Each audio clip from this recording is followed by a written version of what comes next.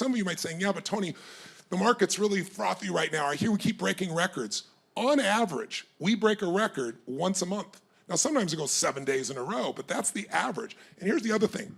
There was great research done by JP Morgan, and they found something interesting. If you're trying to time the market, forget it. Warren Buffett told me, he said, the only reason you have these forecasters, market forecasters on CNBC is to make fortune tellers look good, because nobody does it successfully. But what he also taught me was, if you're gonna be successful, you gotta understand that if you're out of the market, that's the most dangerous thing you could be, even if you have a small amount of money. I said, how could that be?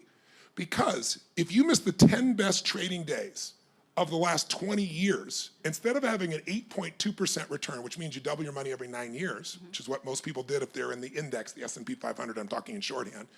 But if you just miss the 10 top trading days in 20 years, your return's 4.5% cut in half. If you miss the top 20 days, you make 2%, you might as well have a bond. If you miss the top 30 days, because you think you're trying to time the market, you think it's not a good time, then you lose money. In the same exact market. So you gotta be in the market. You say, but what if I get in tomorrow and then it crashes? Great. JP Morgan did a study on that also, so did Charles Schwab, independently. Guess what they found out? They took one group and said, this person's gonna get in on the best day. It's Miss Genius. Somehow the market crashed, she got in on the worst day and it went straight up. So she's gonna do well. Second person, they got on the worst day, Mr. Idiot. The day the market hit its peak, they got in, the next day it crashed. Third person is called dollar cost averaging. They invest the same amount every month, no matter what the prices are, and that averages it out. And the fourth person says, I'm staying out of this thing, it's too scary, I'm gonna be in cash.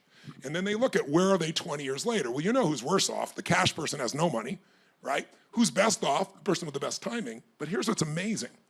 The person who got in on the worst day, if they stayed in the market and they're there for 20 years, they only have $14,000 less after 20 years than the person on the best day.